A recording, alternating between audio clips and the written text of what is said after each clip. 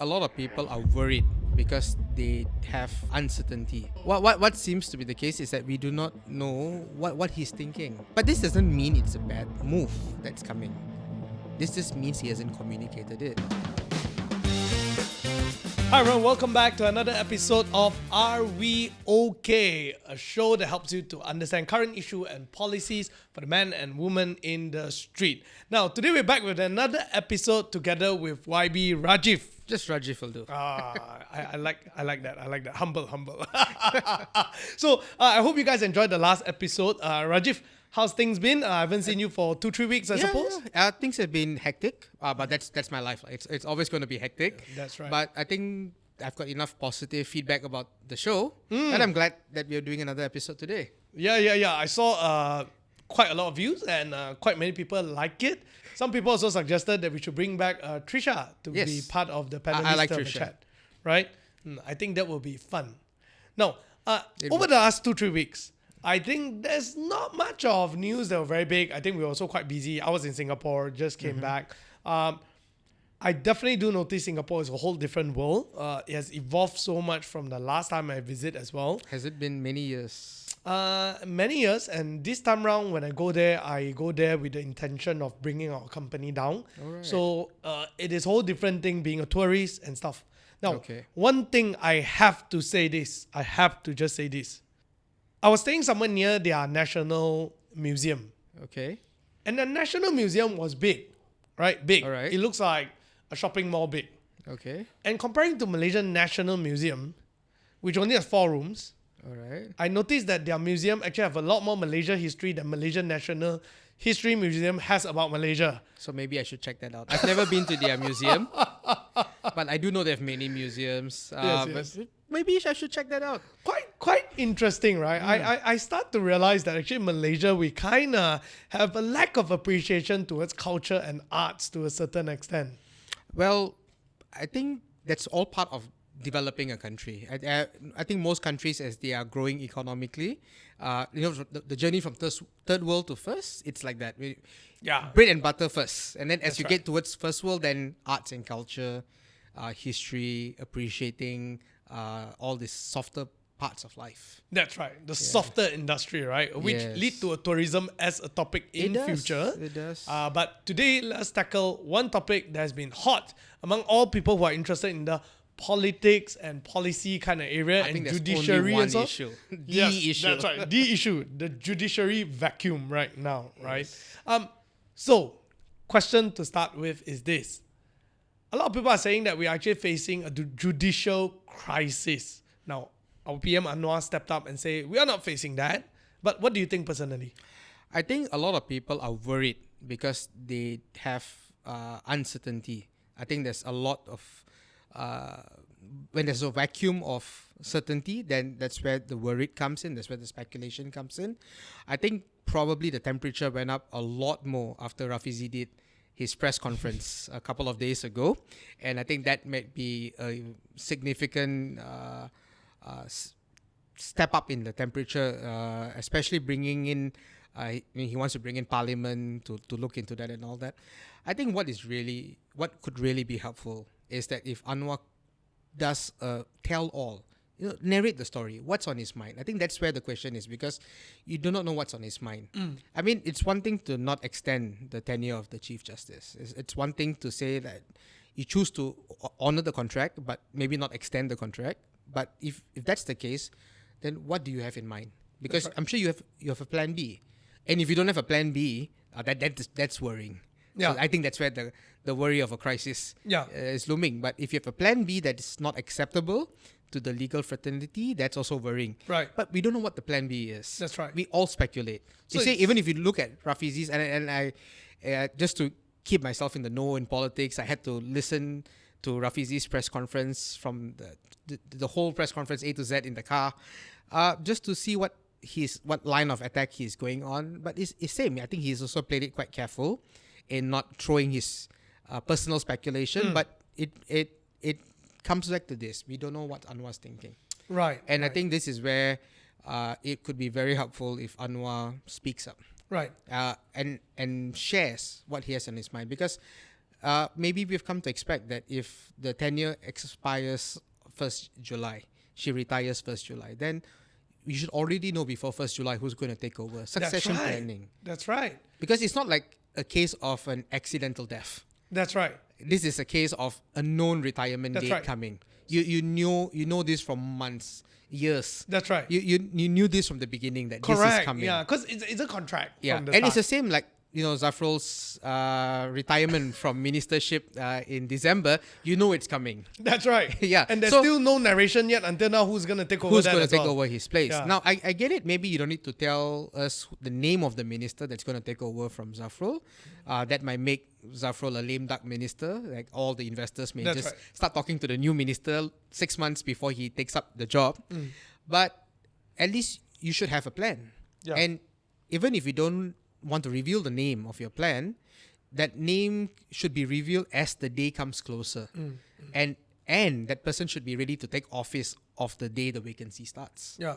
And so this is where I think the certainty has been shaken, because 1st July, as we approach 1st July, everyone was wondering. But you never know. 30th June, he could have announced this will be the new Chief Justice. This is why I chose this person. But there was none. But there was none. That's and then 1st July came, and then the retirement happened, and then the acting Chief Justice is in place. And that's also a few more months before that comes to an end. So I think, if I may suggest, I think this is where the PM needs to talk to the nation. Yeah. To clarify to the nation. That's right. It seems like even the MPs are in the dark. Yeah. So here's the thing, right? We are not just talking about judiciary vacuum. Yeah. We are also talking about lack of a vacuum of narration. Yes. Right? Where we do not know what's happening. And it's quite scary, because I remember last time in the past, Malaysia was plagued with this kind of issue, right? During Tun M's time, the sacking of the CF, stuff like that. And unprecedented. I mean, to be fair, I think that's a bit different, because that's totally a case different. of like, I don't like your judgment, I'm sacking you. It's totally different in this case. But it's just that there is this, there's this memory that people can relate to. Fear. There's this fear that people are afraid of some sort of a political interference in this area. And lagi lah, people were scared when Ras Fizi threw out that press conference. And it was being a bit more careful. It's left to a lot of imagination. And now there's a imagination space that's not filled up with a story. So there's a lot of conspiracy theory. So for those of you out there who are actually unsure about what's happening, let me just refresh your memory a little bit on this whole thing. So what happened was this. We have our previous CJ, Chief Justice, which is Tun Tengku Maimun Tuan Mat. Yeah, she's well known for someone who has kind of like reformed our whole judiciary system to a certain extent, kind of upheld that being fair and everything. So people like her. Public like her. Lawyers like her. Lawyers like her, right? Yeah, and say that she's someone who's fair and good and stuff like that. Maybe the public doesn't really public don't really care lah. Not maybe they care that you have someone good in place, but they may not don't know. really care who you are and everything. As long as things are working, it's fine. Right? It seems like all the lawyers care. I mean, all the lawyers definitely have high praise for her. Yeah. At least we've not heard people coming out to say like she doesn't deserve an extension. I still remember she made a speech the last round, and everyone was like raving about it. It became a news for a period of time, and she did hint of a certain amount of pressure time to time. Okay. Yeah, during her speech, right? I think that one was covered under one of our episodes with Ken Ming the last time, right? And so there is already some sort of a speculation happening. And then on the 2nd of July, it was her last day of work. She left office, and it was left just empty that way. And everyone is asking the question, so what? Now, then moving ahead, now we start to have a bunch of speculation. Because what happened is that people are saying that probably someone will have been floated around as a name, but there could be a block somewhere coming from somewhere. So one of the most, I would say one of the most controversial or suggestion, is that some members within the selection committee who are supposed to select the determine who the chief judge will be is trying to interfere with the votes. So that was one of the rumor that is the most controversial, right? And definitely the speculate go up all the way up to someone powerful within the political. So you're also trying to be very careful to not name names. Oh yeah, obviously. Now, so in your opinion, I So I bet think this those- is flying around within the political circle as well, within your chat group, your WhatsApps and everything all. There's a lot of question there. Can you take us behind the curtains? Just like what? Actually, what seems to be behind the curtain is silence. What seems to be the case is that we do not know Serious, huh? what he's thinking. Like really vacuum. I wouldn't speak for cabinet level. Maybe the cabinet level may know. I'm sure the very top leadership would have some indication and some knowledge of what's going on. But I would say even the members of parliament are in the dark. Right. The general MP is still in the dark. They do not know what he is thinking when it comes to the next CJ. Now, then I want to ask you this one. But this doesn't mean it's a bad move that's coming. This just means he hasn't communicated it. Fair. I mean, to be fair. Fair. So That's fair. I hope he's just had to go for the BRICS thing in Brazil and he's been He's just overseas. busy. Now that he's coming back, he's back and he's maybe in the next couple of days this might come out. The answer, the clarification from him might come out, and hopefully it does, and put speculation to rest. Maybe you can enlighten us. What will be, because it's supposed to be a separation of power, right? Yes. Yeah, but so what will be the ministerial side, the executive power part to play in this whole thing? Because it seems like everyone is like kind of waiting for him to give an answer, but I thought it's supposed to be a separation of power, right? So, I mean, you have separation of power to an extent. There's no absolute separation of power. Even in the case of America, the president has to nominate the judges. It's just that in the case of America, then they get confirmed by the legislative. But in the case of every country, somebody has to nominate the judges. right. So you can't run away from the fact that in every country, the judges will be nominated by the prime minister, the president, because somebody has to nominate it. But I think where we want to see the separation is in how they work, how they operate. But I think at the beginning, when they are appointed into that position, what if you don't have the prime minister nominating, then the next thing is to have a person who is not the prime minister nominating, which I think might be worse off because he doesn't have the political legitimacy to appoint, or you have an election, which I don't think is the right path for the judiciary. Can you imagine people campaigning to be the chief judge of the country, and they have to mount a nationwide campaign, and all of us have to go out and cast votes? I also don't think that's a good path to go down. So while the prime minister has to appoint, and I mean, like it or not, if the prime minister has to appoint as a human, everything. If you watch enough movies of America and you see what happens in other countries also, people will lobby you. People will suggest to you. And you want to take into account all the opinions that are around you in making a decision. I hope that we'll never have a situation where someone is blackmailing you. You must appoint this person, if not. That may be crossing the line, but I think it's only human nature that there will be people who would suggest That's right. to the PM, like, I think this would be the best candidate. They may suggest with good intentions, they may suggest with bad intentions, but they will suggest nonetheless. And the PM has got to bring this to the Agong.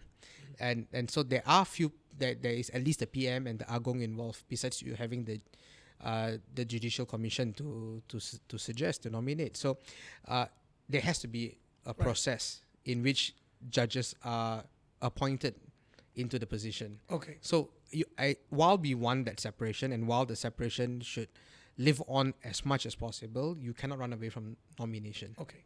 Now, moving ahead then, what will be the concern of people like you who are in politics, who are statesmen? I mean, for us as a retail, as an individual, for us it's more about, no Chief Justice. Actually, honestly, right? Yeah. Doesn't change your life, right? Doesn't change our life. Yeah. Right? I think it doesn't change your life immediately. Yeah. I think this is a cascading thing. we It's a will slowly cascading right. thing. I think there are many other lawyers, prominent lawyers, who have gone on various other podcasts or That's right. talk shows to talk about the long-term effects That's or right. the cascading effects of this. So while there's no immediate, because there is an acting CJ in Yes. place, and the courts are still working. Yes. Yes. the vacancy in the federal bench will mean less judges to hear cases. There will be some slowdown. Yes. But it's still running. The system is Yeah. still running. I think where the crisis is a Yeah. crisis of confidence. But this crisis of confidence is hopefully temporary for a few more days at most. And hopefully when PM explains his game plan or names the new CJ, Yeah. and then it puts an end to the crisis. Right. And sometimes the crisis brews because we don't know what's going to happen. But when it's announced what's going to happen and there's a decent justification to it, then the crisis just all goes Right. away. Yeah. So it has a potential to be a temporary crisis. It has a potential to drag on quite a bit. I hope it doesn't drag on. Correct. So my question is this, right? Yeah. When it comes to for normal people like us, it Yes. doesn't affect us tomorrow, right? Yeah. Like we say. But for you sitting at a position of adun, for the MPs, for people in party, Okay. are there any concerns that are slightly different from us as a normal rakyat? Yes and no. So on the day-to-day operations of our life, it also doesn't affect. We are not the ones dragging cases to court Yeah. as state assemblymen or as MPs. So on that same practical level, it doesn't affect. Yes. But we are also the leaders of the country. Our parties are the parties that lead the country. And we need to ensure that the confidence is high. We want people's confidence in the government to be high. And so this is why I'm concerned, and I will continue to be concerned about this, because this affects the public confidence in the government. Right. We don't want that to be shaken. Right. So that puts it very right. It is at a country level, yes, we are talking about a judicial kind of question, crisis or not, but it's a vacuum. It's a problem. Yeah. In terms of running things to a certain extent. Yeah. But at a party level, at a political level, it is also an issue about confidence, because it reflects a few situations here. Number one, like we say, you already know that this person is going to leave, and judicial chief justice is an important position. Yeah. It means that there's a lot of court appeal cases and so on. And we're not talking about her leaving, we're talking about another court appeal judge that's leaving. Yeah. So there are big cases that are halted because of this issue right now. Maybe not halted, but these things move slower. Slower. Slower. The dates have to change, and stuff like that, because there's a gap there. You can't make big decisions to a certain extent. These are things that could have been predicted. I mean, generally, I think they know. you know that it's coming up. But yes, you shouldn't allow it to reach the Correct. point. I mean, it's one thing when people question 2 months before, what's the plan? Or the question 6 weeks before, what's the plan?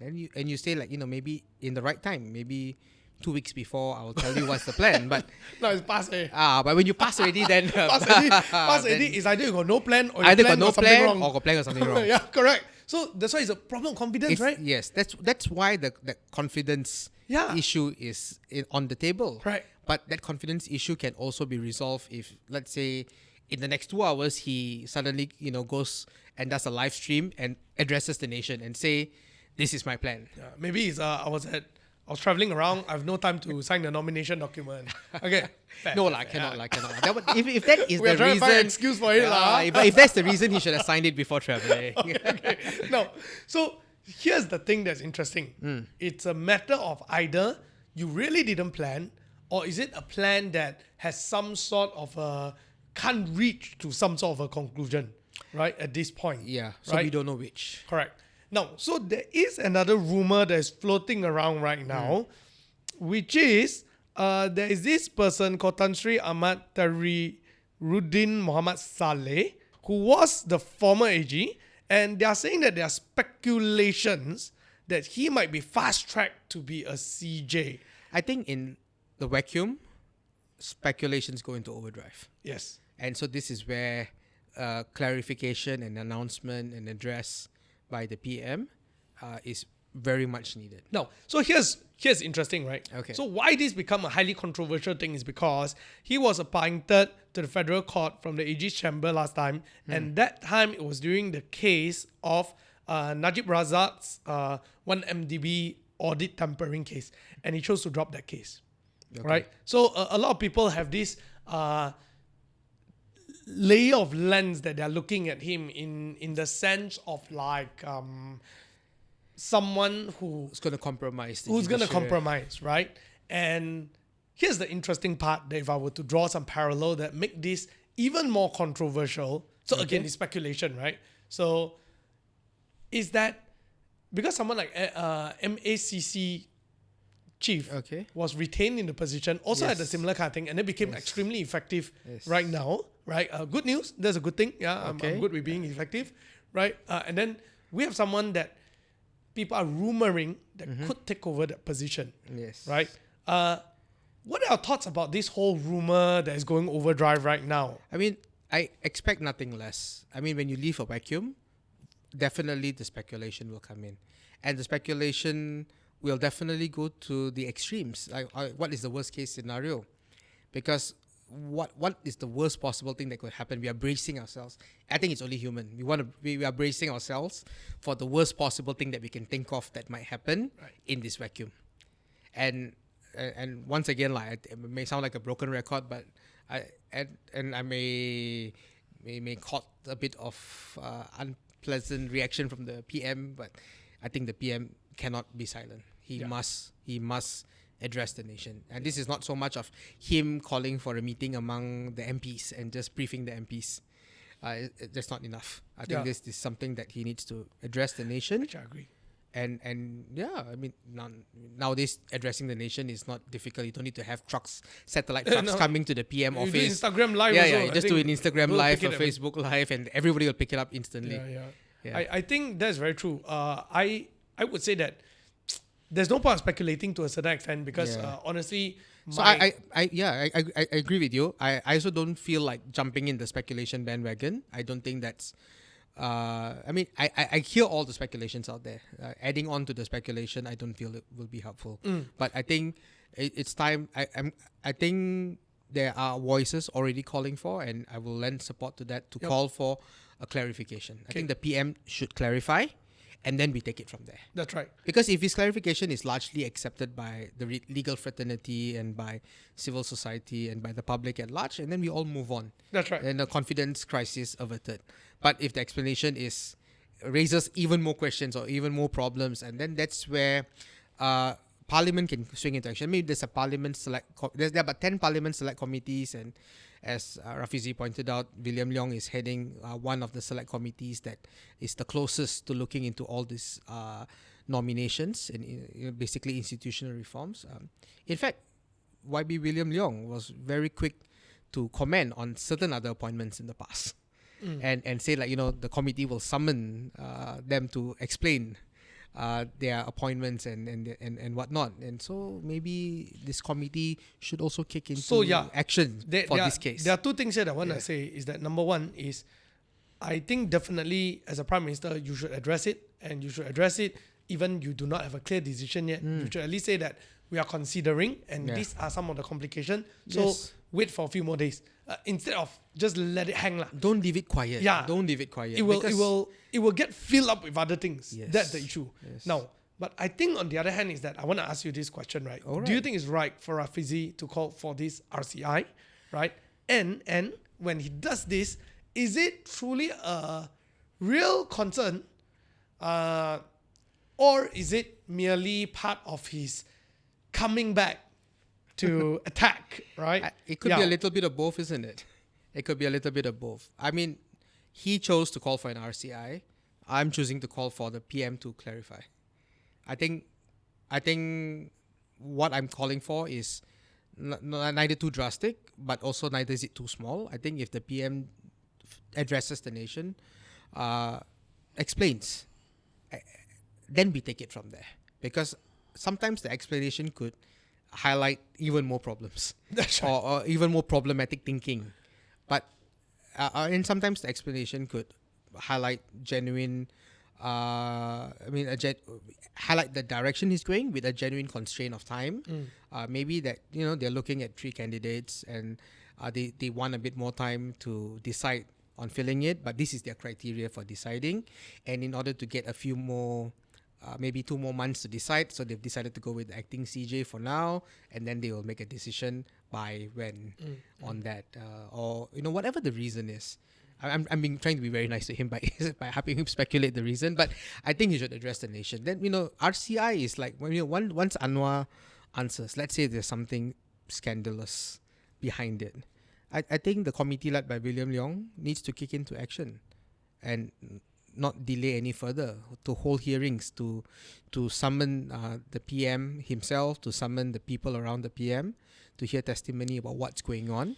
And if there's really something, as you dig deeper, you either get clarity and understanding, or you dig up things which are more fishy.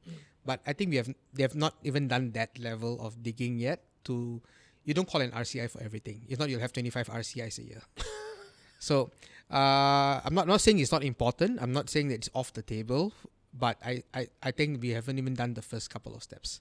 Yeah. So where's this bipartisan committee? Because every committee in Parliament is bipartisan. It is made up of members of Parliament based on the representation of each party in Parliament. The bigger you are, the more ratio of members you have in each committee. But everyone is represented. PAS, Bersatu, Harapan, BN is all represented in every single select committee. Right. So I think the select committee should swing into action. Right. Yeah. Right. And that is a bipartisan investigation when they swing into action. Right. But even if they haven't even done that, then so I'm not saying it's like not totally unreasonable, but at the same time maybe it's like taking two steps ahead for some political mileage. Right. Yeah. So it's not unwarranted. It's just that I mean it's kind of like instead of sending you to the discipline master, I straight away bong your circular card play lah, right? Yeah. But you also need to generate headlines if you do a press conference. Correct. Having said that, don't you think that the internal faction within PKR now is becoming more and more apparent and becoming more and more strong with this whole thing? I wouldn't say apparent. I mean, the factions exist. It and never in PKR always exists. I think what was more interesting is the names that were missing from the list, because there are many more known lieutenants of Rafizi whose names are not there. And why were they not there? Enlighten us on this. Because when we see that press conference, what we see is a press conference. Yes. I think for you guys read deeper than the press conference. Things like that. So I wonder. I mean, those other PKR MPs which are known to be aligned to Rafizi, Johor Bahru MP Akmal, let's say, his name wasn't there. Right. I wonder what is the thinking behind that. Is there another strategy? Maybe they're still aligned on the same page, but there's a different strategic thinking. Maybe he was at home. No. Even in the press conference, not all 9 were there. Maybe he has something to do. So is it my own member of parliament, Lee Chen Chung, is also a staunch Rafizi lieutenant, whose name was also missing from the list of people who signed off the press conference. So that would be the question: is his influence? Are they changing alignment? Are they maybe aligning back to Anwar with a clear battle here? Or I mean, like Anwar Nurul Izzah camp? Are they changing alignment? Are they on the same alignment, but for some reason just not on the same opinion with regards to this press conference, but maybe still overall on the same page? I think that's interesting, and we'll see. But if only 9 MPs are on the statement, that means Rafizi's influence might be shrinking within PKR. I see. Yeah, that is an interesting thing that I would have noticed. All right. Yeah. So, what are the talks what are the speculation among politicians? I think there's not much further speculation. I think this in a way ends there. This press conference is not going to double up, triple up. Those names that were not there from PKR, I don't think will suddenly come on the list. Outside PKR, I just don't foresee any party doing a similar move. All right. I think while they will voice similar concerns individually, like Teresa did, Teresa Kwok also voiced concerns individually, and like whenever you're on the microphone, like how I am today with you, I will share my concerns. I don't think anyone is not concerned about this, but I think to do such a concerted movement will not come into play now. Okay. I think what could happen is the tool that we have. If our MPs are serious about their role as check and balance, then the select committee should convene the meeting, because the select committee doesn't need permission of anyone to convene the meeting. The chair of the select committee leads the select committee of about all the MPs that are in it across all the parties, and they decide, as long as they have quorum, they can, the meeting can proceed. Right. Yeah, Right. so they just need to give sufficient notice and ensure they have a quorum and the meeting can proceed. And then they should then summon all the people involved. And by right, you should honor Parliament's privilege to investigate. And we'll cross the bridge when we come to it if people who are summoned don't want to come and testify, or come but refuse to answer certain questions. But you see, by not coming, you already are sending a very strong signal. By not answering certain questions, if you come, you're also sending a strong signal. But all this is speculation, because the such committees haven't swung into action. So I would think that's a very logical next step. I mean, I've used select committees at the State Assembly to investigate a lot of issues over the last 12 years, and it is part of the check and balance. So this is where the select committee is not made of any of the executive members. So the ministers and deputy ministers are not members of the select committees. They are all. It's kind of like the U.S. Senate hearing kind of thing. Yes, it's where like they that. call all It's the like that. big boys in to question them. Correct. Throw them hard questions. Correct. So I think you can find enough footage on YouTube for any listeners interested. You just type select committee hearings, and you can see from UK, Australia, Yes. America. But Malaysia one, is it published? No, it's not live telecast. Malaysia is not live telecast. Right? They should live telecast this. We should. It'll be so We sensational. We should. So I mean, Okay, I've okay. advocated. Cameron will scold me and say, hey, why you always want sensational?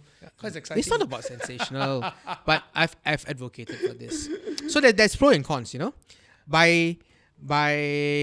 because we haven't created this culture, whereas in like UK, this is the norm. Yeah. So, but we haven't created this culture. So if it's an open hearing, like with all the media there, and everyone watching on YouTube, then you summon the acting chief justice to come and give her statement. You summon the AG to come and give the statement. They may not come, or they may come and not answer your questions properly. That's right. So this So- PSC thing, if you televise it, it could actually make or It's break the person's career also. It could make or break the person's career, but also at the same time, it could compromise your investigation in an environment that we do not have that culture of doing so. Right. So pros and cons. Pros and cons lah. To be fair, pros and cons that people come to testify may be very careful in what they say. They may package their things very well. They may, maybe not to say lie, because lying is serious, but you can always volunteer information if you know where the line of question is. But you may choose to never volunteer. You may just choose to answer specifically what is asked and limit it as little as possible, because you're under so many cameras. Exciting. So it can go both ways, but we must get there one day. So I think normalizing hearings is the first step. Once the hearings are normalized, so in Parliament, hearings are not normalized yet. We have not gone through years and years of hearings where KSU's the AG and commission chairmans and whatnot are used to going up and down Parliament to testify. This is not normalized. And once it's normalized, then we take the next step to televise. All right. But let's say in the case of Selangor has been doing select committee meetings for more than 15 years. Oh. Because, we started off by 2009, 2010. We started doing it after we changed government in 2008. And so this has become normalized. And so now the select committee on local councils, whenever they summon MPPJ, MPSJ, Klang or Sabak Bernam, there's no think twice. The officers are so used to it, Oh, it happens, huh? It happens all the time, all year round. They just keep coming. Can we start televising the... We should. So I'm State level one advocating. first. So I'm taking this chance to plug my advocacy in. Ah. I advocate that at the Selangor level we should televise. Yeah, So Selangor has started televising one select committee, which is the Selcat committee. So the Selcat committee is a committee that has actually jurisdiction to look into anything. All right, and the that select committee has started televising certain of its proceedings. Right. So there is already some. So there is not to say none at all. There is already some, and I think that's part of the progression because, like I say, we don't do culture shock the whole system one go. And I think it's coming time that we should start televising everything. Yeah, it's just our parliament session, right? Last time it wasn't televised. Last time it wasn't televised, now Now it's televised. Yeah. And with YouTube and live streaming, it's not an infrastructure problem, but it's more culture, working culture. But you see, it's normalized. The land office, the various land office in Selangor, constantly, for the last 15 years, constantly come and face the Select Committee on Land Office to answer various different issues. Oh yeah, They're not a stranger to it. Yeah, and then the PAC has been functioning for the last 15 years. So various government departments routinely come before PAC and answer questions. I mean, this is good because it creates a lot more check and balance. It does. Yeah, It does. a lot more check and balance, a lot more responsibility. People will be more careful when they do anything funny as well. Correct. So sunshine is the best disinfectant. When you, as a civil servant, know that you can be summoned before the committee at any time to answer for an action or an inaction, you will be thinking 3 times before you decide to do certain things or decide to do not to do certain things. Fantastic. All right. Thank you very much, Rajiv. Anything to add on this whole judicial thing? If not, let's We'll close wait this for section. PM Anwar, and I think we'll keep on this issue until Anwar issues that statement. Okay, fantastic. So we're going to take a quick break, and later when we come back, we're going to discuss about the next hot topic, which is Trump's tariff on Malaysia. All right, welcome back to the second part of this episode. Just now we talked about the judicial crisis, or maybe it's a narration crisis. Narration we do not know. crisis, yeah. But now let's move on to the next part, which is Trump's tariff. Now, Yes. here's what's interesting, right?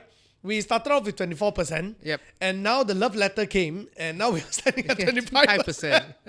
After all the effort of going jogging there, do all sorts of stuff, right? Yes. 25%. Yes. Now, the only thing that we can take comfort in is that it is not just Malaysia who gets it. Japan and Korea also got gets it, yes. right? And it seems like this time round, 14 countries all received this letter. Yeah. Now, I want to start with this thing because this part is more about commentary on politics, on policies, and so on. I want to highlight on this part that's really, really interesting. Don't you find it rather bizarre that generally when people announce a particular tariff or policies or whatnot, it is done over one session, a PC, go out. What Trump did this time around was, I have 14 letters that will be sent out from Monday onwards. So they will slowly receive lah. It is kind of like Shopee playing a game where I send you, hey, lucky winners, check in your mailbox within the next 2 days. If you are lucky winner, you get the letter. What do you think is his intention? He's a showman. Nothing I mean, he was else a to say, TV right? star right before this. That's true. He needs to keep the audience hooked. maybe. Now, but what do you think about this whole scenario? Because right now, there's a lot of questions. It's been 2-3 days, 2 days since the news. Yes. Definitely, government side will always say, "Hey, don't worry, nothing much is gonna happen," right? Now, luckily, we are not producing that much of a steel there. If not, we're gonna kena 50%. All right. They also put there very specifically, if we retaliate with tariff, we're gonna add on the same amount plus this 25. Yes. Right. What do you think our government is doing right or wrong in handling this situation? Or I wouldn't say right or wrong, or what can we do better? I think we need to brace for it. If it's going to come, but he has U-turned before, he might U-turn again. But if it's going to come, we got to prepare and brace for it. So there might be some amount of economic slowdown as a result of these tariffs. It's definitely going to affect consumption because this is not talking about 6%. I mean, at the 6-8% SST also, everyone scream bloody murder. It's going to affect consumption. What more, 25% tariff? The American consumers are going to be hit. They're going to have to cut. Man. They have to cut their spending. Cost of goods at Walmart is going to go up. Cost of goods everywhere in America is going to go up. And when they reduce consumption, our factories are affected. If our spending power is reduced because our profits are reduced, then our economy, the money that moves around and make things happen, will be affected. So I would say that we've got to brace for it. And news reports of considering interest rate cuts is definitely something that we should be prepared to do to stimulate the local economy when there's a drop in overall international consumption. Because it's not just Malaysia's being affected. I mean, a lot of if all the countries experience a slowdown, there's a lot of trickle down effect. We trade with each other, and a drop in ability to buy trickles down all the way. So it's important to keep confidence in spending high. People need to still spend. People need to spend wisely, but so one is interest rates. That's like a general tool. But the second one is then sector-specific stimulus. Yep. So there may be certain sectors in Malaysia that might be affected more than others, not just from America, but because it's like say Korea and Japan is also going to take a hit from this tariff, and we do export a lot to Japan, and so that our exports to Japan might also be affected if the Japanese economy slows down as a result of this. That's right. So we must be prepared for a slowdown on all fronts. Don't be too much of a pessimist, but also don't be too much of an optimist. Yeah. I guess you got to be prepared. So I would think that this is where MITI needs to have so many scenarios playing out. Like, if Japan is slowing down, how is it going to impact us, and what kind of stimulus we need to put, what kind of stimulus tool we need to activate to mitigate that. Yeah. And if Indonesia is slowing down, how does that affect us, and what kind of stimulus tool we need to put in place. So I think this is where a lot of scenario planning needs to come into place, and MITI needs to work with all the ministries, because the stimulus is not just MITI and not just MOF. It also involves the implementation of any stimulus would involve various different ministries to activate the action plan. Yeah. And we want to be targeted. So let's say the interest rate cut, that's across the board. That's for general confidence. But at the same time, you want to be also very targeted, industry specific, to not let the downturn start spilling over. So what we can see is that actually in Penang, they are extra concerned because the E&E sector is actually a big thing. Selangor, we are starting with the IC Park, new, not that super mature yet like Penang. So maybe that's why the voice is coming in slower. A lot of other places are actually facing this kind of similar issue. And then we have YTL invested in the whole chip thing. But not just things that are export. Will tourism be affected? Will overseas we have a lot of foreign students in Malaysia. That's right. How much will this be affected if there's a global slowdown? That's right. And so all of these things come into play. So it's not just a direct hit, but we need to look at the secondary, tertiary hits. That's right. That comes after that. So second order of thinking, third order of thinking, all taking place. Now, question is this, right? We definitely need a whole government approach. Yes. But do you think that, in my opinion, when I look at this, I feel like it's not whole government enough, right? All right. There's two issues here. Number one, I'm also quite afraid after this judicial vacuum that we have, is that by the end of the year, Tengku Zafrul will have to end his position, right? Correct. Who's going to take over as a MITI minister? This is a question. Now, number two, shouldn't there be some sort of instead of a RCI into something, I think there should be some sort of a task force put together with a whole government approach to actually think about how to specifically handle this whole Trump situation. Because it is very delicate. It could turn, the whole thing could either make us go down or either leverage on an opportunity, which half extent, I think Anwar is doing a good job in trying to pursue stronger alliance with BRICS. Because if we can actually kind of, instead of everyone depending on US, we split out the consumption in a more coordinated manner in a global pattern. Let's say this country take up a bit more, this country take up a bit more. We may be able to cushion that impact from the low spending from America. But it needs to be a very coordinated approach. Right? And do you think our government is moving towards that direction, or do you think that we are not prepared for this whole thing? Maybe we may not be the most prepared, but this is where we need to kick into action. So I think whole of government sometimes, what do you imagine when you say whole of government? Do you want 2,000 officers across every ministry to be in one meeting room, or what is it? I think MITI can have the game plans. Ministry of International Trade, you should be the one to be on the ball with regards to the changing patterns of trade that is going to be happening around the world, because it's not just about America now, it's about what's going to happen all over the world, the changing patterns of trade. And then each counter action to mitigate that effect needs to engage with 2 ministries, 3 ministries, and then you got to bring them in. I don't foresee a big problem in making that happen. I also don't foresee a big problem when Zafrul retires in the next 5-6 months, because you start the game plan. You need to have your these are standby plans. You need to have your standby plans, but when you have this when you have this, you are constantly reviewing this. You have your whole team of civil servants. They are there. They are not leaving with Zafrul. Yeah, Zafrul's leaving right. alone, but not with the whole force Right. of MITI. That's still there. Zafrul makes a lot of final calls. Zafrul is the front man to deal with other ministers. Like if you need to deal with the Minister of Domestic Trade, so the one to pick up the phone to call the Minister of Domestic Trade, then minister to minister.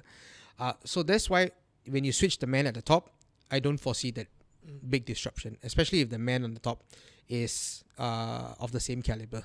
Yeah. So it's also understandable that his successor is not yet named.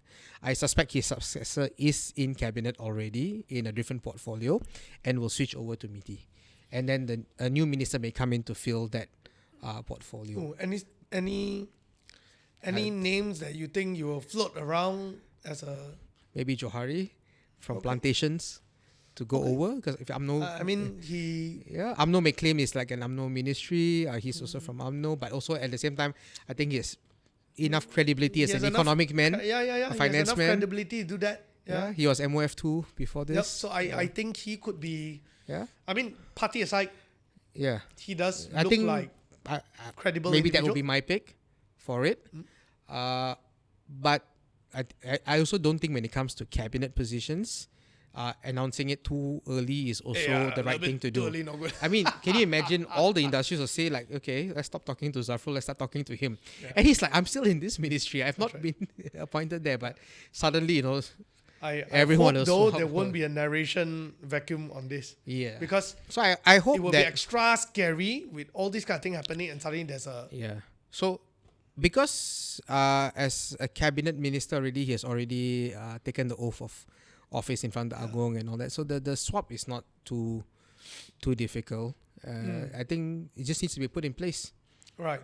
In fact, he can know about it.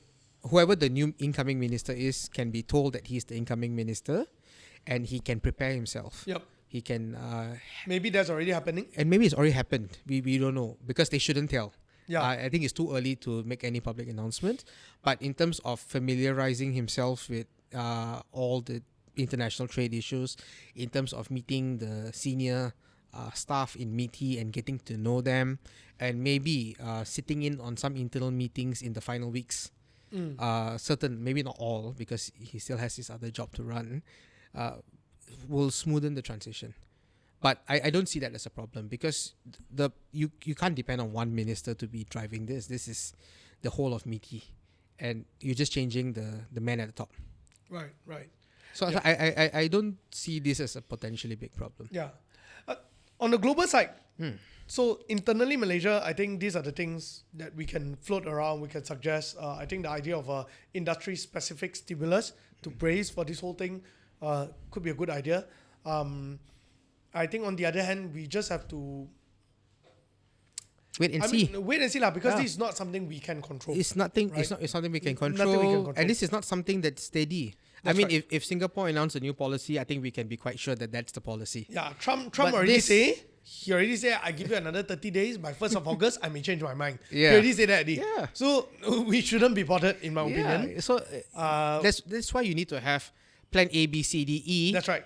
on the back burner, ready to go. Yeah. But not go now. I mean, Yeah. you have to wait and see what happens as Yeah. it happens, and you got to just prepare for the next curveball to come. Yeah. I'm just more concerned, or in the sense where I think Malaysia should have a more stronger, maybe they already have, I also do not know, but there should be a more in the narrative side to actually tell the people, look, these are some of the things that we have in place, so that this is how we're going to deal with this kind of situation. Then Yeah. done deal. Yeah. Right?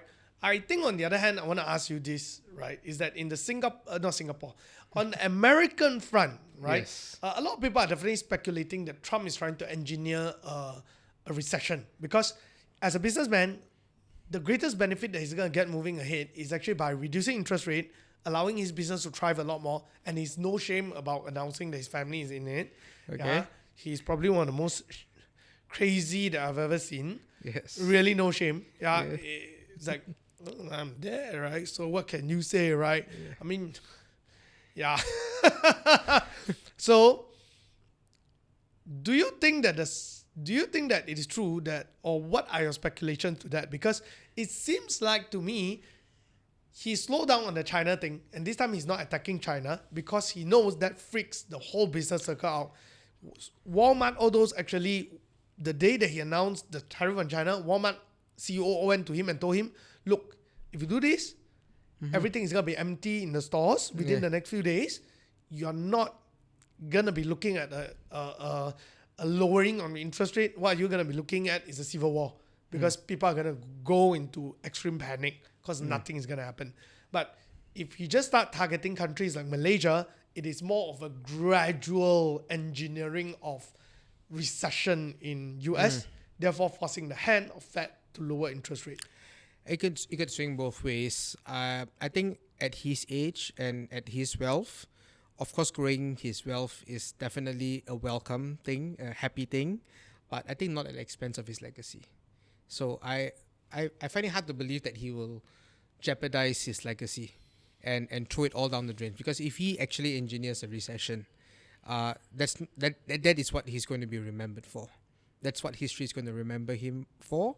And he got into office not on the backs of the elite. He got into office on the backs of the working class, the factory workers and whatnot. And if he causes so much hardship to them, then it's like a betrayal of all the mandate that he got. And so that totally will shatter his legacy. The people who don't like him and then they continue to not like him, I think that he doesn't care. But the people who worship him, the people who were willing to do anything to get him into office, that segment of America, and if they are hard hit by the recession and they turn their backs on him, then that flushes everything down the toilet. I think at that age, he's not 50 years old or 40 years old now. He's at the tail end of, this is it. After this is a few more. It's the end of his career already.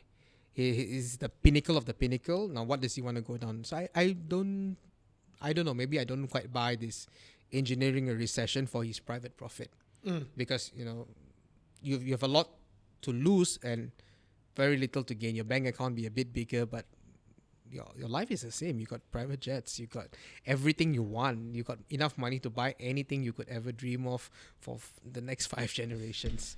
Well, and then the legacy of building a bigger business versus the legacy of destroying all the trust that the Republican Party has in you. I'm not sure. Yeah, but whatever moves that he's making, it looks like the people who are supporting him will be the first one that gets affected. Yeah, they would be. Because, see, if these moves are made out of short-sightedness, like, if I do this, the jobs will come back to America.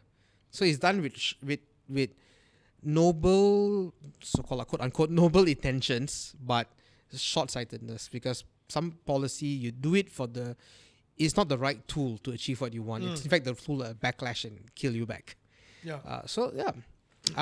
In fact, just a few days ago at a wedding dinner, the table was talking about, the lack of government hospitals and, talking about how government should force the developers to contribute to building a next government hospital for PJ, for example. I'm like, if you do that, then there'll be no more property development in PJ. Because if they have to contribute, it's one thing to contribute to build up the sidewalks and the park and all that, but if you have to contribute so much, then it doesn't make a business case anymore, then they just stop. So you need to make sure your policy can actually achieve the goal that you want. In his case, I think he's very short-sighted. I think his goals that, you want to bring jobs back and make America great again, very short-sighted, because that policies are not going to help him achieve that. Those policies are just going to make things more expensive for Americans. Right. Yeah, and you talk about slow burn. The problem with the slow burn is it may not cause the factories to jump back to America. It may just cause everyone to okay lah, tahan lah. I have to pay a bit more for these items lah. Just tahan lah. No, because and reduce my spending. even if you bring all the jobs back, Yeah. so-called if I go there and manufacture, number one, it doesn't really create employment. No. Because many of the factories are actually automated today. Especially if a factory goes back to America, the wages in America versus It's so automation, expensive. you automate. So it's I've still been to a not factory gonna in help. China that was fully automated, no staff. Yeah. So And- I don't think it's gonna happen. I just don't think it's not going to happen. That's why I say it's short-sightedness. This is like it's foolishness. You think that this policy can achieve your campaign ceramah narrative. It's I think- not going to work. There's a good chance that we'll just go through it 10% at flat, and then every few months it's just gonna be another delay all the way until near end. It could be. It could be. It could be just a whole performance. Yeah. It could be the slow burn, and Could then be. he has to withdraw it.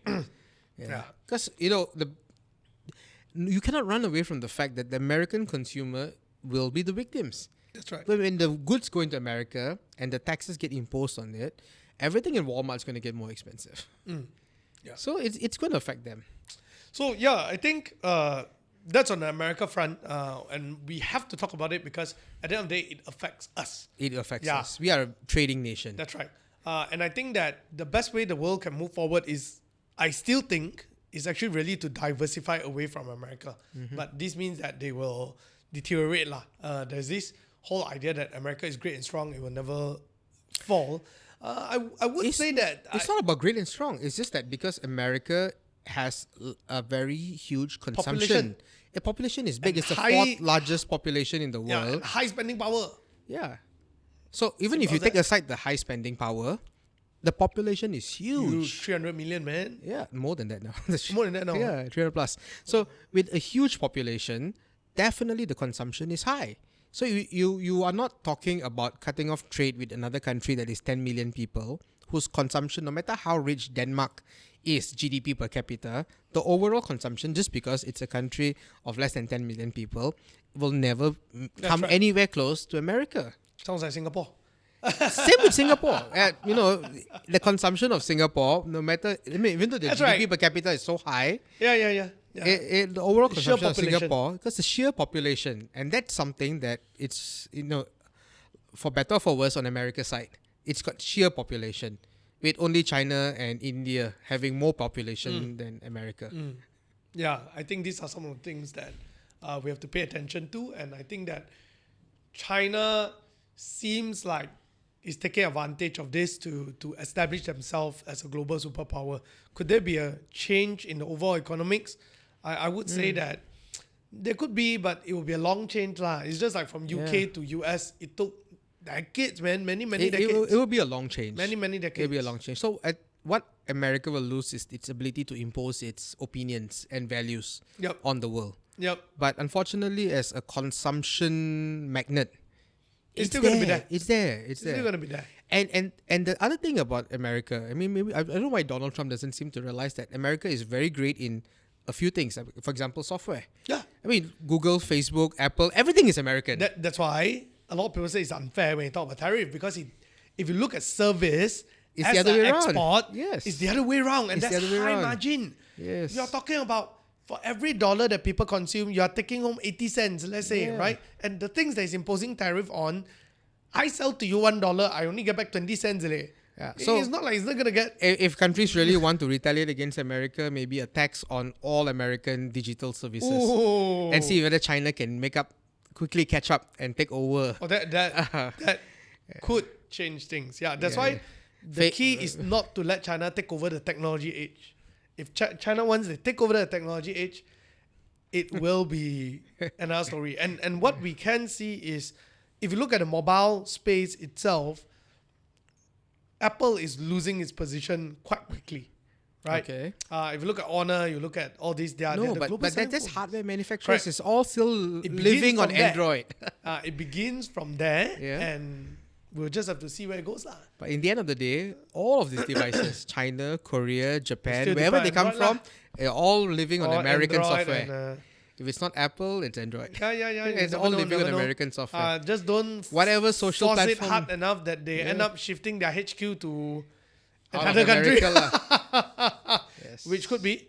Which could be. And that will be the American loss, lah. Yeah, that'll be the American loss. And I think the person that will stand to benefit will likely be Singapore. Possibly. Very, very possible. Yeah, very Ireland. Possible.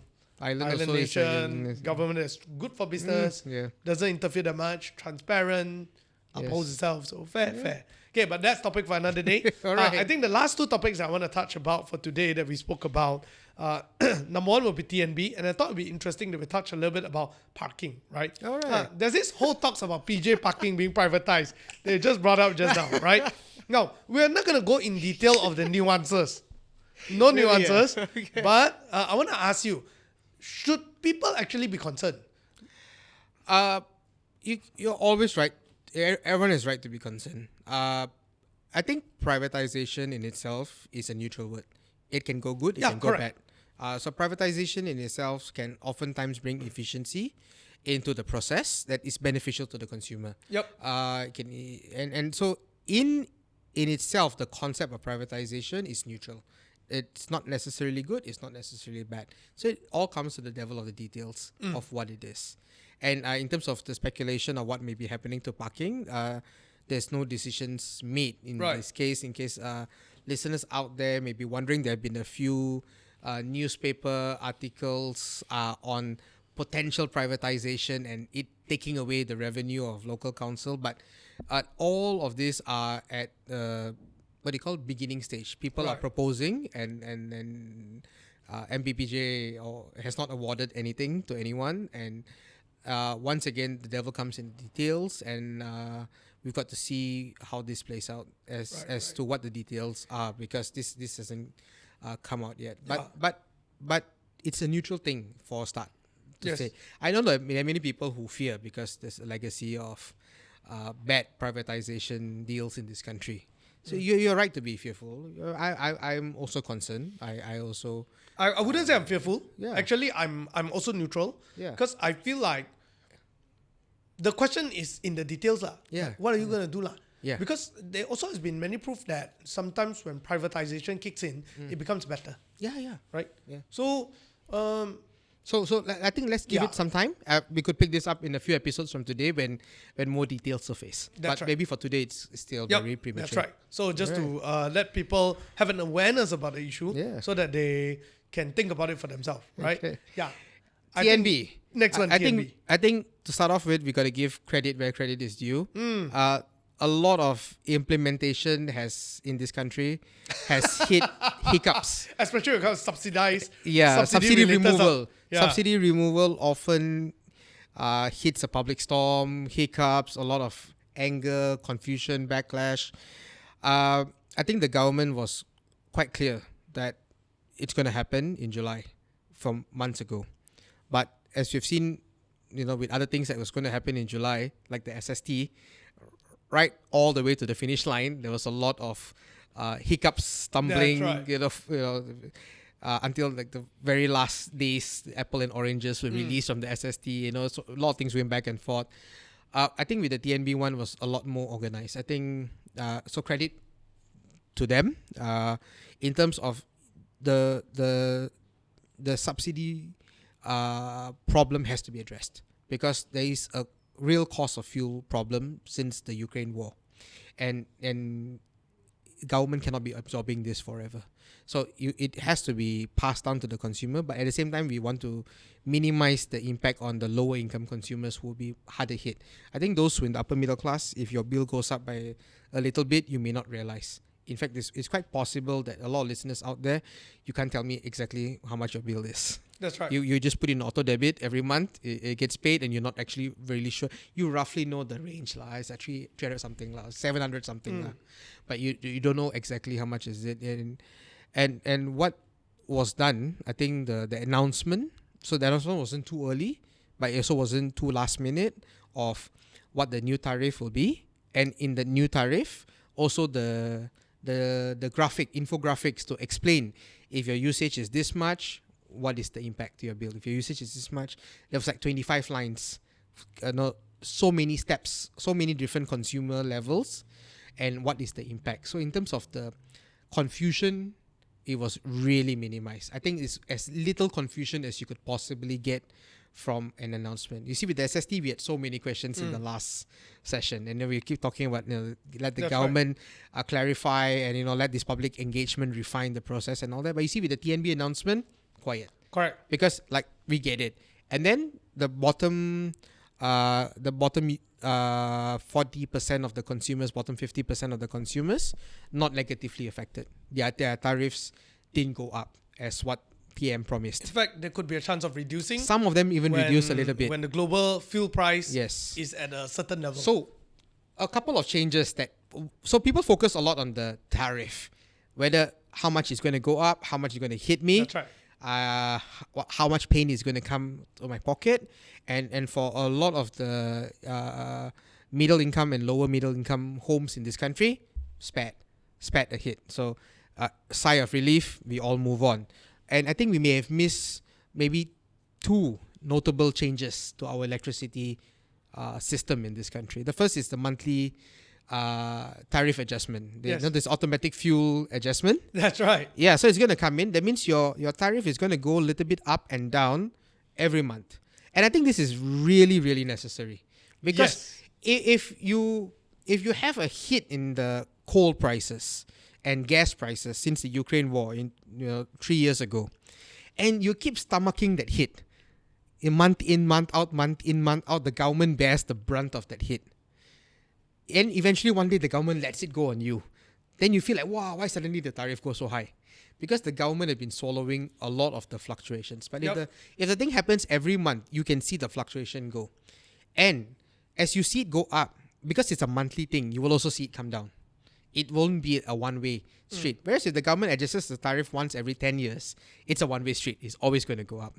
Because that's like the law of averages over time. That's right. But if you start seeing it going up and down every month, then you start to get used to it. And then when it goes up, it won't be so bad because it probably come down again next month. So I think that changes it. And then we start to get used to the band of which it moves up and down, and we adjust and we get used to the fact that things like fish in the market, it's not constant price every time you go. It moves up and down within a certain band, but it moves up and down. Vegetables, fruits, they all move up and down within a certain band. And this is something that is all part of the global supply and demand. As there's any crunch in supply, prices will go up, but that's always temporary. Then the supply will come back, and then prices will go down. Yeah. And so now that's going to become normal for electricity. Yeah. And since this has gone well, it frees up the room for the government to do the RON 95. Yeah. Because the RON 95 is like the holy grail, the ultimate subsidy removal. And if the TNB thing went very bad, then the RON 95 may not have a chance to happen. But now that the TNB went well, the RON 95 could happen. So let's take it one step at a time. Yeah. Right? I thought that how TNB did it was fantastic. It couples together with 2 things. Number one, not just TNB. We got to give credit to the Energy Commission that oversees the process, as well as the Ministry Petra. That's right. Yeah. So what happened is that number one, the way they structure the whole thing into off-peak, peak, then AFA. The AFA is very smart because what happened is that it's actually a subsidy removal in a way that's unseen. Because I think for a lot of audience out there, actually, they do not know one thing is that quite a lot of our electricity is generated by gas and coal. These are the 2 components, it's more than 90%. Yeah, more than 90%. And by the way, this is talking about Semenanjung. We're talking about Peninsular Malaysia because Sarawak and Sabah have their own system. That's right. And this tariff increase is just for Peninsula. That's right. Yeah. And what's interesting is that with Petronas bearing quite a lot of the hits because every time they need to subsidize it, and with this whole everything that's happening, I thought it was very smart that when they start removing this subsidy in the form of AFA, it kind of reminds me of how they also, number one, they layered it behind the off-peak peak and everything all, which ultimately the system itself ensures quite a fair distribution and doesn't affect the poor too much. The only thing that can affect is the free market under the AFA, right? And you are totally right when it comes to the way they adjust it on the monthly. It kind of reminds me when last time when Najib was the PM, there was one point we had a floating price for petrol. And at first people were making noise, but after a while people got used to it. And we okayed it. And what happened was that when we saw the prices were low, and we know that tomorrow is going to announce the new price, people queue up Yes. to go and pump petrol. But you can't queue up to with the electricity. Yeah, lah. that's right. Yeah, we can't do that. Unless you buy a battery, like quickly suck up all the power That- with a big battery. That could be charge all your phones, charge your laptop, charge your power banks the day before the price go that up. could be that could be right. No, the point is that what happened is that it kind of slowly moved the people towards a free market, and people become more responsible as well, right? Now, Alright. then we look at the next part here, which is this could be the pre-run of the big subsidy removal, Yeah. which is the RON 95. Yes, right? yes. Yeah, and if our government were to follow the same format of doing things in terms of announcement or whatnot, I think that could actually help us to ease into it, yeah, right? it So for your knowledge at this point, we know that the government definitely want to implement this, Mm-hmm. and it is of utmost importance. What are you hearing right now? When do you think this could be implemented? And I think this one is still it's still a call that the PM has to make, and Right. it's still up in the air. I think the missionary has gotten as ready as it can get, but the PM has to make the call. right, And I think the call is difficult because it's the single largest subsidy of all the subsidies that we give as a country. And it's also something very real because you pump your petrol once a week, and some people more than once a week, and you are reminded of it every time you pump the petrol. Things that you pay once a month, you're reminded of maybe less. So, there's a psychological part to it, and also the quantum, because chances are your petrol bill is more than your electric bill, especially for lower income households. And also because petrol has a cascading effect. It would affect a lot of cost of doing business, and people fear of the general inflation that could come out of it. So there's a lot of fear, and there's a lot of apprehension, and especially a lot of Malaysian households living on the edge. I mean, you spend what you earn, and you barely have any surplus, and so an increase in 200 ringgit is going to hit you. It's going to hit you big. So yes, communication, I think, credit to the electric process, and we should emulate that. But also comes the soft landing. So you see with the TNB one, there was a very soft landing for the lower middle class and the poor. Maybe the bottom 50% of households were all not negatively affected by this move. So that's a similar kind of thing that needs to come in. If you don't solve the whole RON 95 subsidy in one day, I think that's okay. In fact, I could dare venture, you have the IC at the pump thing to give you 200 liters of subsidized fuel a month, or 150 or 300 liters. All of these are still up in the air, waiting for the final decision of the government. Even if you go to the extent to say unlimited liters of fuel for all Malaysians, you save a lot immediately, because then the foreigners who do not have access to an IC, I mean, if you're driving in a car, one Malaysian, one foreigner, okay lah, can use lah. But we're talking about people coming from Thailand just to fill up and turn back into Thailand and all that. You start to save immediately. You get people used to swiping their IC before they buy fuel. Then you knock off everyone with a Mercedes-Benz, BMW, Bentley, Rolls-Royce. Your JPJ got all these luxury cars. You're off the subsidy. Wow, but 90% of Malaysians, I don't feel anything. Okay lah, you pay lah. You Mercedes, BMW, Rolls-Royce, Bentley, you pay lah. Aston Martin, you pay. So it can be done so gradually, and the impact will already be felt because it's huge, the subsidy. Even if you start saving 3 billion a year instead of trying to go for the jugular once and for all, you could phase it in. You could phase it in by saying all Malaysians get unlimited on the first day. After 3 months, everyone settle down. Okay, removing all the luxury cars. If your IC number tie with JPJ luxury car, all these brands, take it out.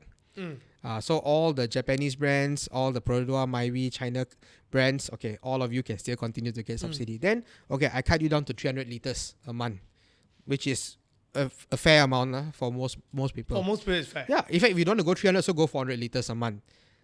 Then you start to reduce it. Then, okay, I cut down from 400 to 300. 400 probably means that you pump about 8 Yeah, times. 800 ringgit. 8 times a month. Yeah. Yeah. which is Which is abnormal. crazy. Yeah, most Which people don't. unless you're Most doing people like sales. Lala Move lah maybe. Maybe. I think Grab. sales also no lah. Lala Move, Grab, can lah. Or maybe you could extend special subsidy to e-hailing drivers because you got your PSV, right? Correct. So those guys could get extra liters, and everybody else could get a lower liter. So you could gradually pull it down. But you see, if you gradually pull it down, society can accept it much better. You imagine you take away 400 liters and above. Wow, you spend so much on petrol lah. No need lah for subsidy for you. You're always running up and down over outstation. You know enough people who are rich enough. Or okay lah, this weekend feel like eating something nice. Drive to Ipoh to makan and come back. You're doing that kind of trips and you rake up a petrol bill for it. Then no need subsidy for the petrol for you lah.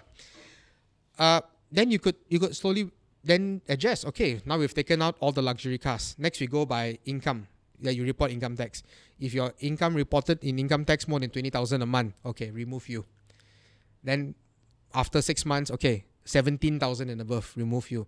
So you don't have to define straight away, okay, only you and get the thing. Maybe give everyone first and slowly take away. But when you take away very safe steps. Like the next step you take is a very safe step that whole of society can agree lah. No problem lah. You want to take away subsidy for BMW, who's going to complain? Yeah. No, I mean, seriously, who's going to complain? If the BMW guys also don't dare to come and complain. Yeah. So I would suggest you do like that. That way your gradual coming into the market will be smooth. So that could be something hopefully they will consider. So don't go for big bang, go for very gradual. Because your infrastructure means that your infrastructure is already your sunk cost. Every petrol pump has to have that IC scanner reader and all connected to the central database. So your infrastructure wise is neutral. Then it's just a matter of adjusting the policy lah. Every 3 months, adjust the policy. So why do you think that generally this doesn't happen? Is it because there's a lack of solid people in the team, or is it there's really an infrastructure issue that can't be solved? I don't think it's infrastructure lah. So Okay. let's leave it at that. But if you allow me to go back to the TNB, so we talked about the fuel adjustment, how the prices will go up and down every month. I think that's the first significant change. The second significant change is this peak and off peak. Now the peak and off peak could not be done before. Last time we cannot do this peak and off peak because your meter is digital, no doubt. I mean, from the analog we went to the digital meter, but not a smart meter. It doesn't know the electricity is coming in during the peak or off peak. This is a result of the smart meters that have been installed over the last few years. Yeah, this one TNB spent a lot to actually really improvise to put it there under the supervision of the Energy Commission. But this rollout of smart meters also means that while you can differentiate the energy during the peak and off peak, it also gives the flexibility to open up the retail market of electricity. Today, TNB is the one selling electricity to all of us. No choice, just get from TNB, pay to TNB. But what you see in Singapore, there are about 20 retailers. What you see in UK, there are also a large amount of retailers. The meter belongs to the grid. So the TNB is actually divided into 3 big companies. The Genco, generating company, the power plants, and then the grid co with the grid, and then the retail co, the one that is interfacing with you. So the retail company can actually be separated out. It doesn't have to be TNB. The grid, you only have one grid. So the smart meter is part of all the physical wires that connect the power plant to the smart meter. That grid, you need one national company running it. But the retail can be separate. Now, what that opens up the possibilities for a lot of other businesses to get into the electric business. Astro could now be supplying you electricity, smart meter, because of the smart meter. So whoever who's selling you the electricity has to buy wholesale from the generating companies. Right. So everyone goes through the grid. You notice that the new TNB charge, there's the grid charge, there's the energy charge. Yes. There's the standby charge. Yes. So the standby charge and the grid charge, that is the system charge. Then you have your retail charge, 10 ringgit. So TNB is charging you 10 ringgit if you're a big consumer, 0 if you're a small consumer. Then there's the energy charge. So the energy charge is a average of all the power plants. We got many power plant players, you know, we got so much of independent Yeah. power producers. So we are just one step away because the Energy Commission has already laid it out. And I know enough people in the ecosystem want us to move in this direction. It's just that we need to have the smart meters in place before we can do that. So the grid charge is the grid charge. So the TNB grid co gets the grid charge and the system charge, all the standby power. So the grid is stable. But then your energy charge doesn't have to be one aggregated energy charge, and your retail company doesn't have to be one retail company. What this means is you can have tie-ups. Companies can offer you deals, like if you buy an electric car, I can bundle in how many kilowatts of energy. So the electric car company, Proton, can be an energy retailer and bundle in products.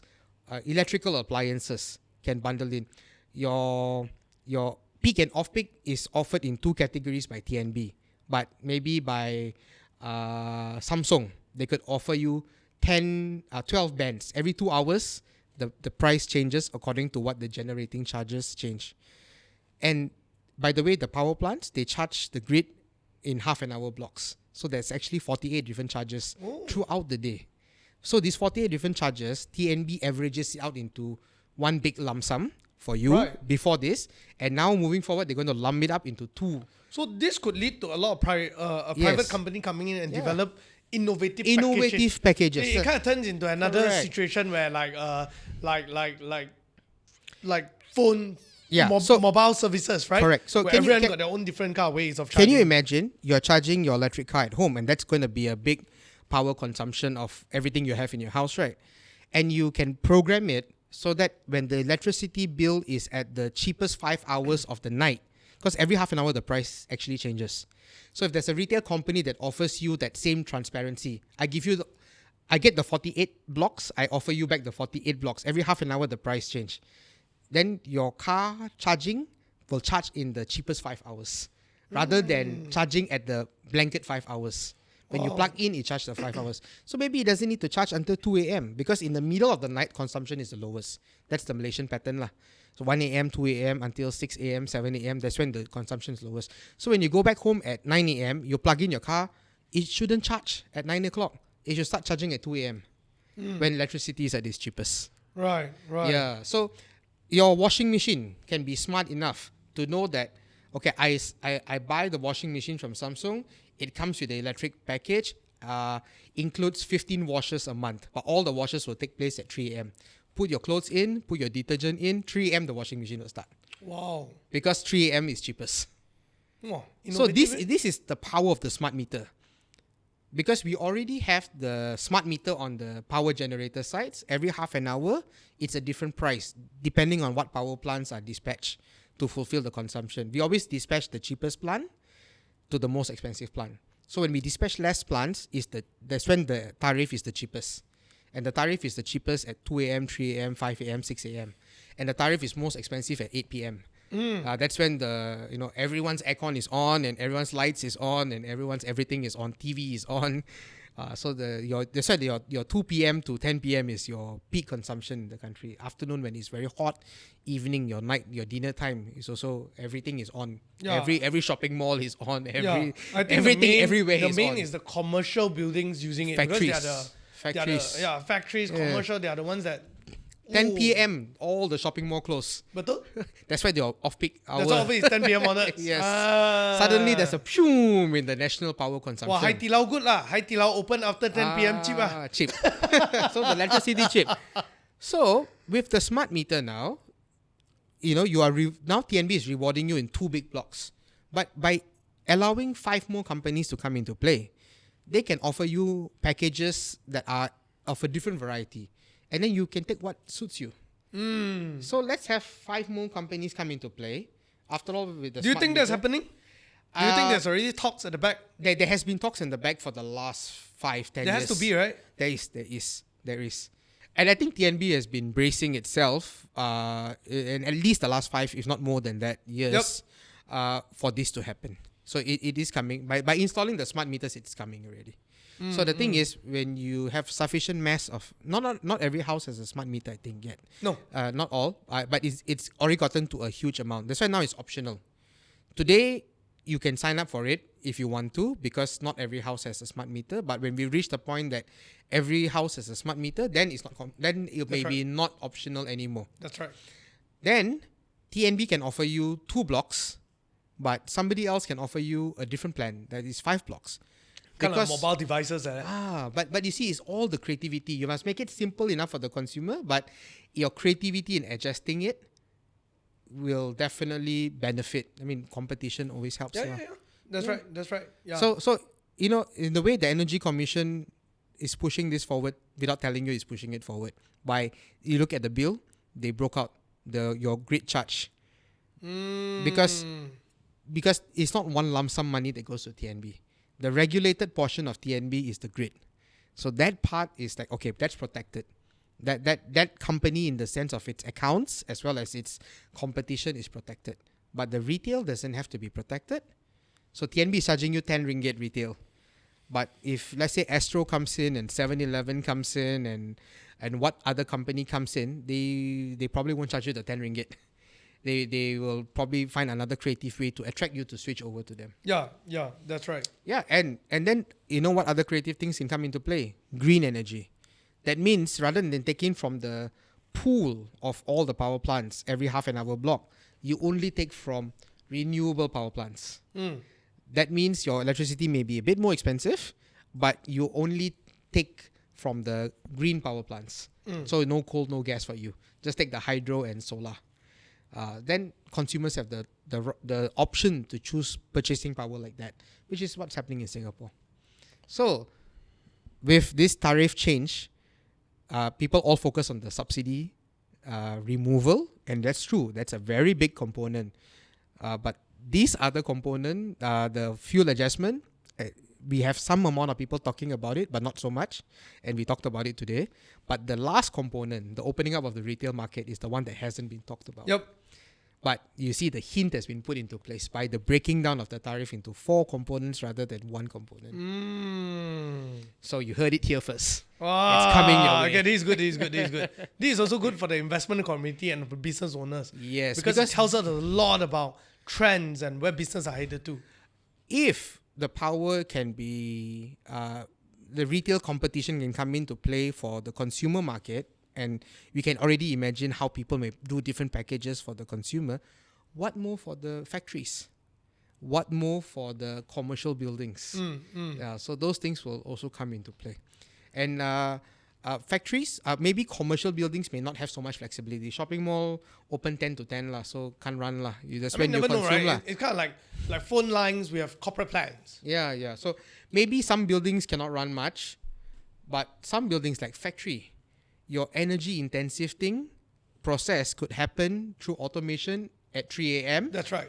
Rather than happening when you're in the daytime. That's right. This could normalize the whole grid later also. Yes. So then the disparity of consumption between the afternoon, this 2 to 10 p.m. where we consume the most, and at night at 3 a.m. when we consume the least. This exists because of our awake hours, our human body. But with the increasing amount of automation and with smart metering, the gap will reduce. All right. Thank you very much, Rajiv. Yeah, I think that was a fantastic one. And that gave me a lot of food for thought about where business are headed to in terms of electricity as a field, energy.